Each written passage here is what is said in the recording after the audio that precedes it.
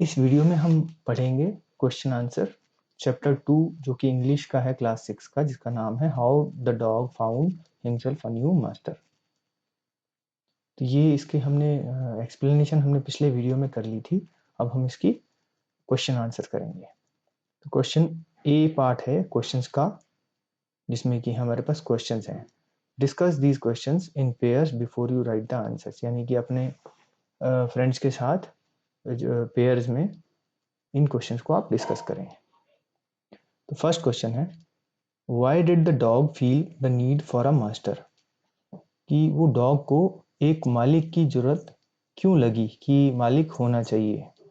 The dog felt the need for a master because he was tired of wandering about alone, looking for food and getting frightened by those who were stronger than him।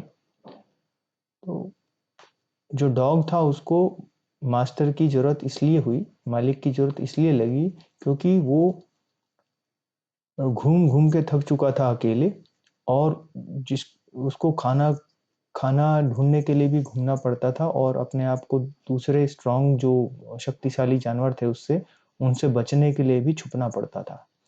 Therefore he decided to serve someone who was the strongest on earth, यानी उसका मालिक ऐसा हो जो कि बहुत शक्तिशाली हो।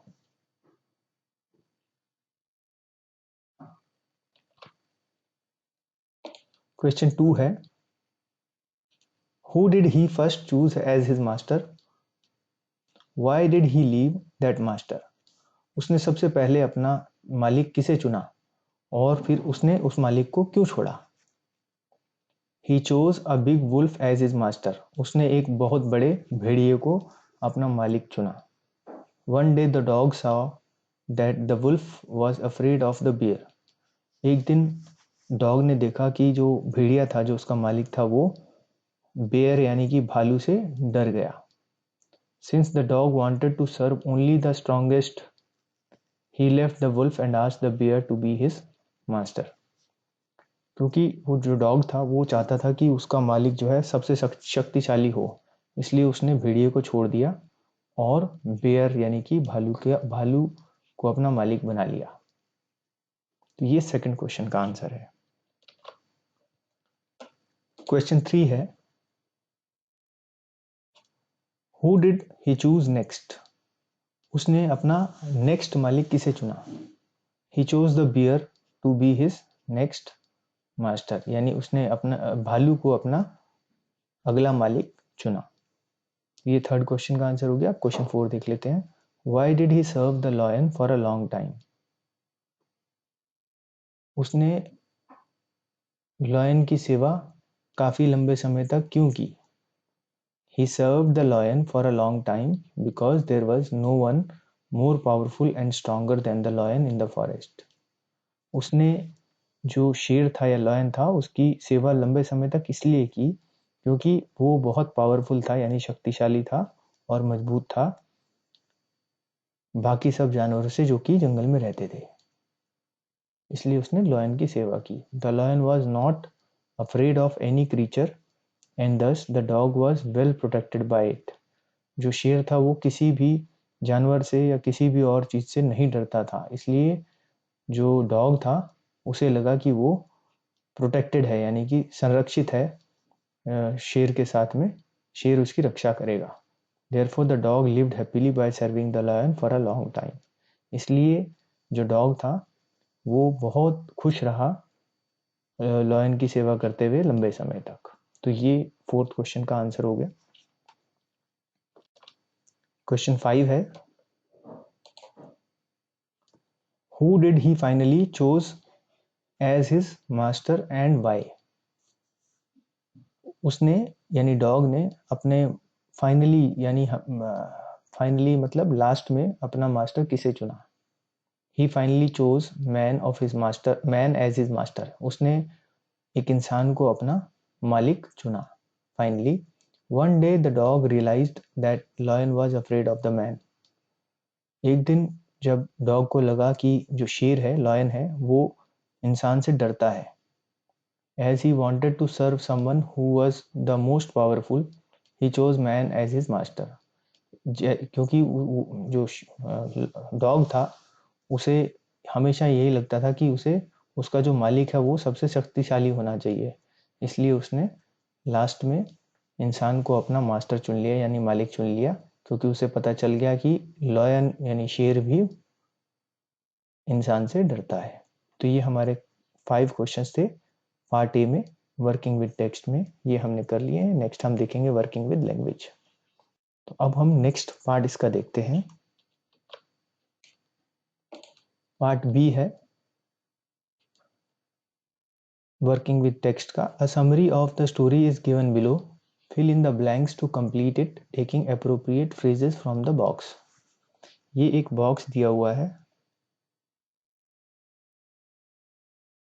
जिसमें कुछ वर्ड्स दिए हैं, फ्रेजेस दिए हैं, और इन फ्रेजेस को हमने इन फिल इन द ब्लैंक्स में भरना है। तो ये समरी दी हुई है एक, जिसमें फिल इन द ब्लैंक्स हैं। हमें इस टेबल से ये जो फ्रेजेस लिखे हैं इनको इसमें भरना है। This is the story of a dog. हमें पता है ये जो स्टोरी थी एक डॉग की थी, तो हम लिखेंगे a D O G dog who used to be his own master. ये सेकंड है, फर्स्ट तो ये हो गया, अब सेकंड ये है हिज ओन मास्टर, तो हम लिखेंगे his own master. He decided to find a master stronger than anyone else. तो ये थर्ड हो जाएगा, stronger than anyone else.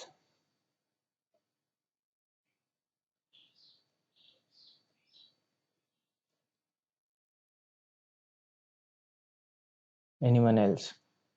First he found, सबसे पहले उसको कौन मिला था? उसको मिला था वुल्फ, अ वुल्फ यानी भेड़िया सबसे पहले उसको मिला था, तो उसने वुल्फ को अपना मास्टर बना लिया था। But the wolf was afraid of, wolf किससे अफ्रेड था? द बेयर, द बेयर से अफ्रेड था, यानी कि भालू से अफ्रेड था, तो हमने बेयर लिख दिया यहाँ।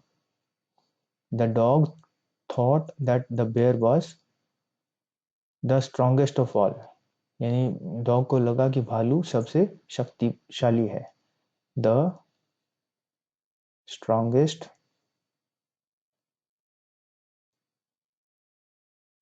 Of all.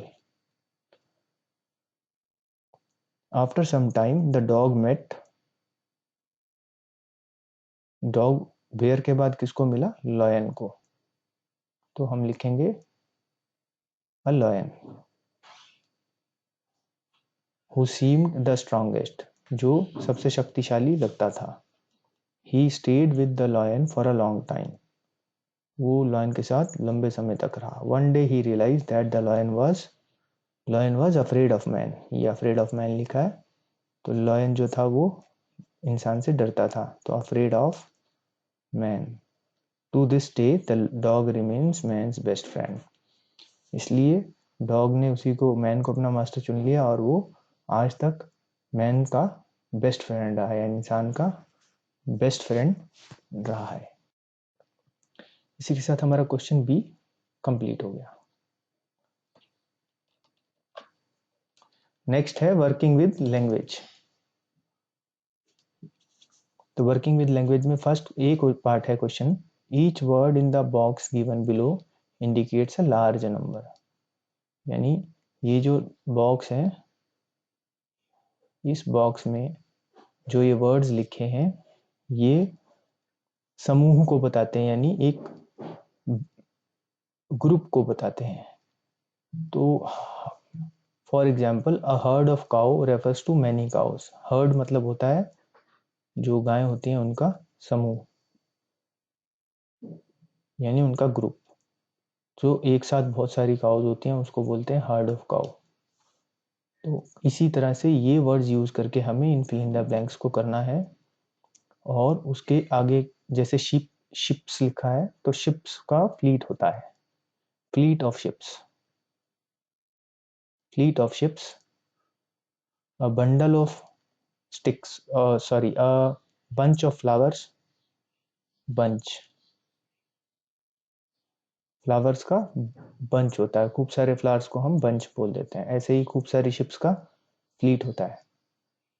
ऐसे ही हम बोलते हैं चिक्स, ब्रूड ऑफ चिक्स, यानी जो बच्चे होते हैं उसके hen के, उनको चिक्स बोलते हैं, तो उनका ग्रुप को बोलते हैं ब्रूड। और team of kettles, team of cattle यानी कि पशुओं का समूह।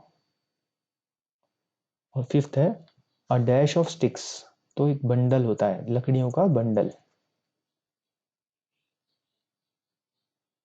और जैसे हमने हर्ड ऑफ काउ लिखा, ऐसे he heard of ship, sheep भी होता है, यानी कि भेड़ों का समूह, HERD, हर्ड। इसको हम दोबारा लिख लेते हैं, HERD, heard. A dash of fish, तो फिश का स्कूल होता है, जो मछलियों का समूह होता है या ग्रुप होता है उसको बोलते हैं स्कूल, स्कूल। और a dash of wolf, a pack of wolfs. तो ये इस तरह से हमने ये सब कर लिए हैं। वुल्फ का पैक होता है,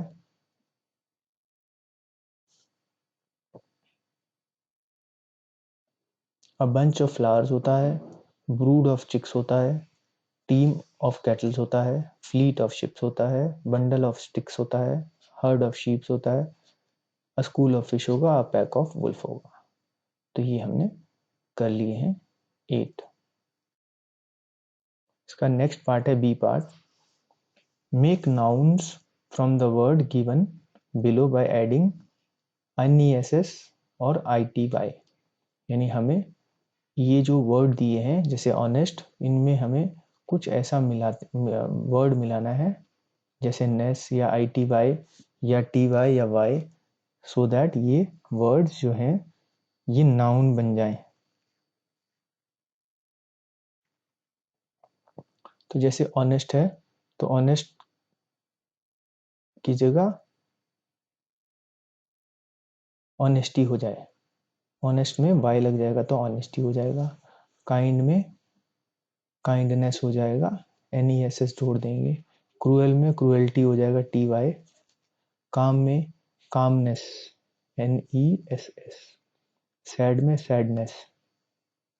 एक्टिव में एक्टिविटी, ACTIVITY। तो हमने इसमें ई हटा करके ITY ऐड कर दिया। क्रिएटिव में क्रिएटिविटी, CREATIVITY, क्रिएटिविटी।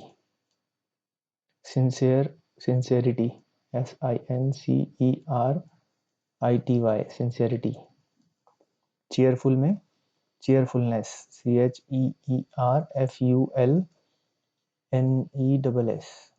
बिटर में बिटरनेस, BITTERNESS, बिटरनेस। सेंसिटिव का सेंसिटिविटी, TIVITY, सेंसिटिविटी। ग्रेट का ग्रेटनेस। तो ये हमने पार्ट बी के जो वर्ड्स को हमने चेंज करना था वो हमने कर लिया है, और इनके राइट आंसर्स ये लिखे हैं।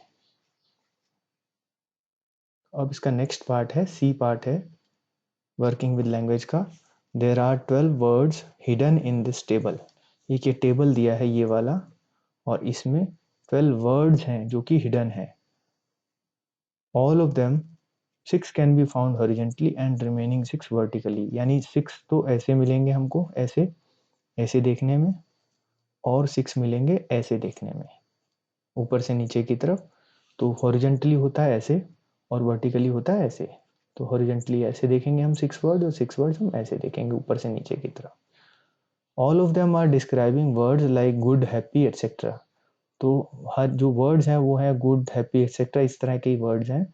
तो the first letters of the word are given below. जैसे हॉरिजेंटल में पहला है H, तो H से जो लेटर शुरू होता है हॉरिजेंटल में वो हमें देखना है। तो फर्स्ट से शुरू होता है हेस्टी, हेस्टी, हेस्टी मतलब जल्दी में, तो ये हेस्टी हो गया। आर से होगा रेडी, READY, ready।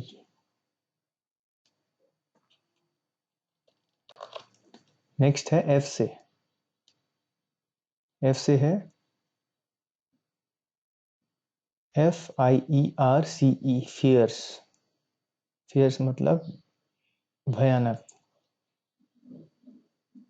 उसके बाद दोबारा F है, ये हम देख लेते हैं। इसमें F है, ये है फ्राइटेंड, यानी डरा होना, डर जाना।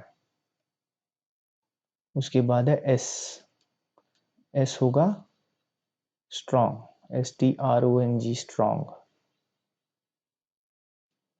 और लास्ट में है G। G से, G है गुड। तो ये हमने हॉरिजॉन्टल वाले तो कर लिए हैं, अब हम वर्टिकल वाले देखते हैं। तो सबसे पहले है इसमें ए से ये जो शब्द बन रहा है ये है एंग्री। सबसे पहले ए से एंग्री बन रहा है, एंग्री मतलब गुस्सा होना। W जो है, W से है ये वर्स।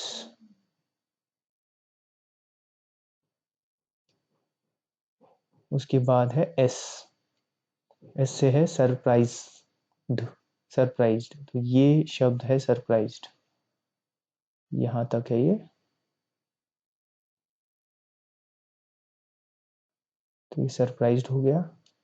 नेक्स्ट है F। F से है ये फ्री। और उसके बाद में है L। L से है लॉयल। तो ये हमने सभी 12 जो वर्ड्स हैं, 6 हॉरिजॉन्टल इस तरह और 6 ऐसे हमने सारे के सारे वर्ड्स को इसमें कर लिया है। आप इसे छोटा करने से हम आपको दिखा देंगे, पूरे के पूरे एक साथ हो रखे हैं इसमें, ये हमने पूरे कर लिए हैं। और इसका हमने राइट आंसर भी आपको इस फोटोग्राफ में दिया है, जो आप यहाँ देख सकते हैं। आप इसी को देख करके अपने स्कूल का होमवर्क वगैरह पूरा कर सकते हैं। इसके बाद है हमारा क्वेश्चन डी।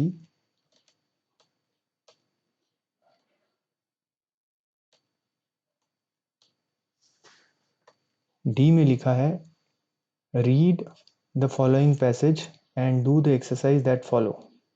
यानी ये जो एक पैराग्राफ दिया है द डॉग फैमिली, ये हमें पढ़ना है और इसके बेस पर हमें नीचे जो एक्सरसाइज दिया है वो करनी है। Then complete the family tree of dogs given on the facing page. यानी कि उसके बाद हमें एक डॉग्स का फैमिली ट्री दिया हुआ है उस एक पिक्चर में, उसे भी कंप्लीट करना है। तो सबसे पहले हम ये पढ़ते हैं the dog family. The dog family is one of the 11 families that make up the carnivores. यानी जो डॉग की फैमिली है वो एक 11 फैमिलियों में से एक फैमिलियां हैं, यानी समूह है। 11 समूहों में से एक समूह है जो कि मांसाहारी पशुओं के हैं, यानी जानवरों के हैं। तो 11 समूह हैं या फैमिलीज हैं मांसाहारी पशुओं की, उसमें से डॉग्स की फैमिली यानी डॉग्स का समूह एक है। A large group of intelligent flesh eating backboned animals. जो ये मांसाहारी पशु होते हैं वो बहुत ही समझदार होते हैं और वो मांसाहारी होते हैं, जो जो कि मांस खाते हैं, और उनकी बैकबोन होती है यानी रीढ़ की हड्डी होती है। तो ये एनिमल्स हैं 11 समूह। In this group are such varied animals as bear, pandas, raccoons, cats, hyenas and even seal.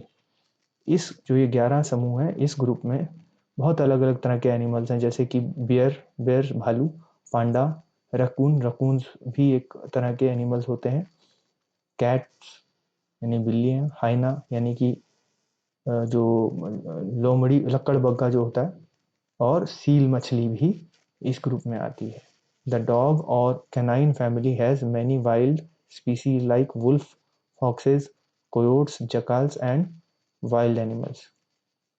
तो जो डॉग्स होते हैं, डॉग्स या कैनाइन फैमिली, कैनाइन भी मतलब जिनके दांत होते हैं, जो लंबे दांतों वाले होते हैं, उनको कैनाइन फैमिली बोलते हैं, जो पशु होते हैं लंबे दांतों वाले। तो डॉग्स की फैमिली में या कैनाइन फैमिली में जो जंगली स्पीसीज या जंगली पशु होते हैं वो होते हैं वुल्फ्स यानी कि भेड़िए, फॉक्स यानी लोमड़ी, कोयोट कोयोट जो होते हैं ये वुल्फ जैसे होते हैं, भेड़ियों जैसे, लेकिन ये भेड़ियों से छोटे होते हैं हाइट में। और जैकाल्स यानी कि सियार जो होते हैं वो हैं। एंड वाइल्ड डॉग्स, और जो जंगली कुत्ते होते हैं ये भी डॉग्स की फैमिली में आते हैं। The dog is only domesticated member of the canine family, though now and then someone tames a wolf, fox or coyote as a पेट। जो डॉग है वही सिर्फ एक पालतू पशु है इस कैनाइन फैमिली का।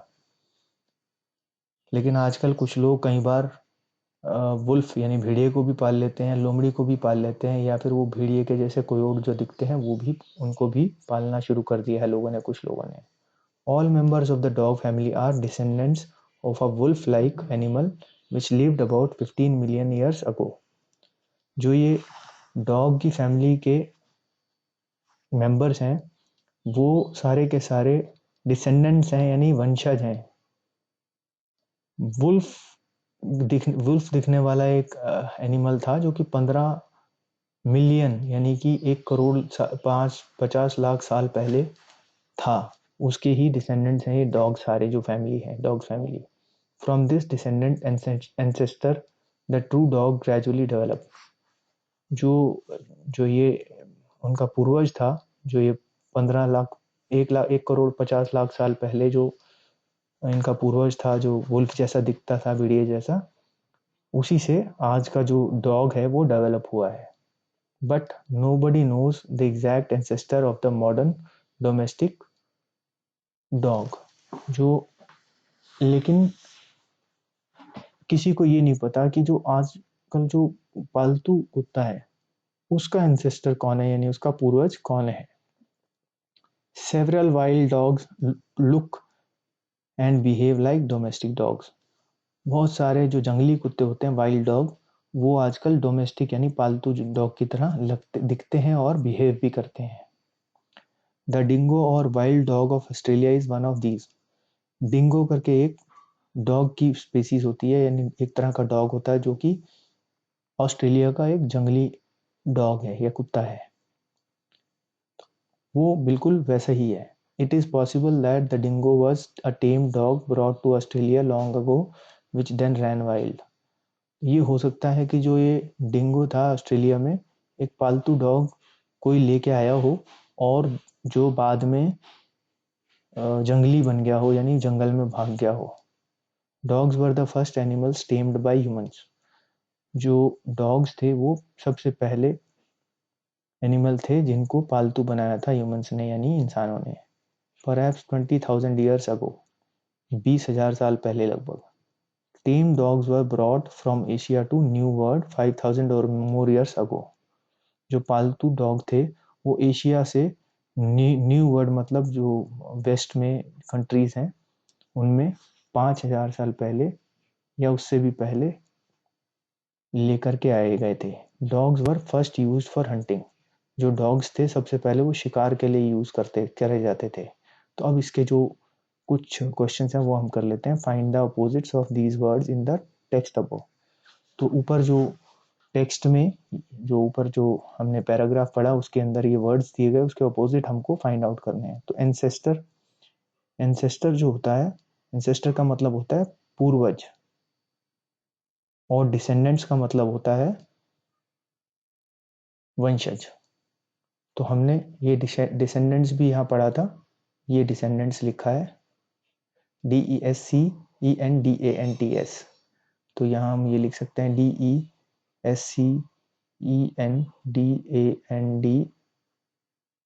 DESCENDANTS, descendants. तो ये हमने इसका अपोजिट लिख दिया है।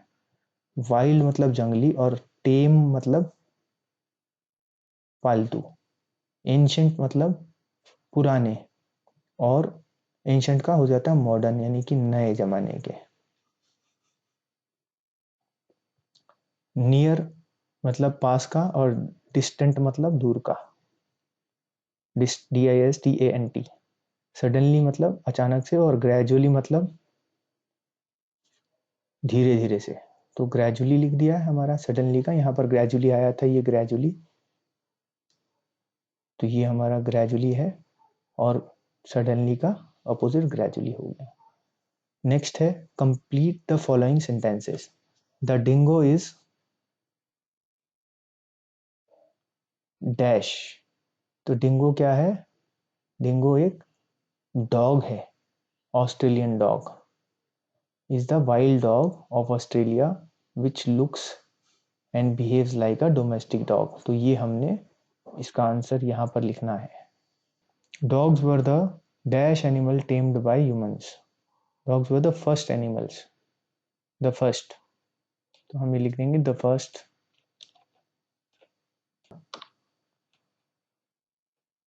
The other animals tamed by humans are. तो यहाँ पर जो हमने ऊपर पढ़ा है वो है वुल्फ, फॉक्स एंड कोयोट। जो ह्यूमन जो है एनिमल्स को पालते हैं वो हैं wolf, fox and coyote. The new word refers to America, and Australia. Dogs were brought there from Asia. Asia से लाए थे हम उनको।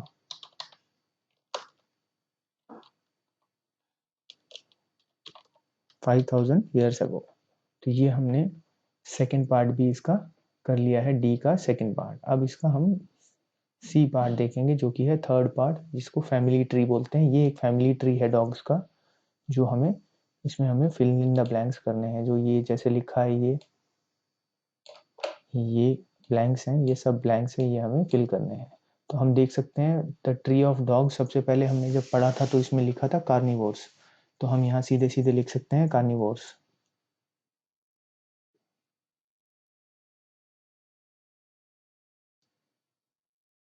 CARNIVORES। ये RACCOON, रकून। HYENA, हैना। Canine family. बेयर, पांडा। ये सब वर्ड्स हमें ये जो ऊपर पैराग्राफ दिया था उसमें लिखे हुए हैं। डोमेस्टिकेटेड, वाइल्ड क्या wolf, fox, coyote and jackal. तो ये हमने सभी के सभी फैमिली ट्री को भर दिया है। और इसका असली आंसर हमने ये भी यहाँ पर भी दिया हुआ है इस पिक्चर में टाइप करके, सो दैट आपको इजीली समझ में आ जाए। तो ये हमारे सारे क्वेश्चंस इस चैप्टर नंबर 2 जो है वो खत्म हो गए हैं। अब नेक्स्ट वीडियो में हम करेंगे चैप्टर नंबर 3।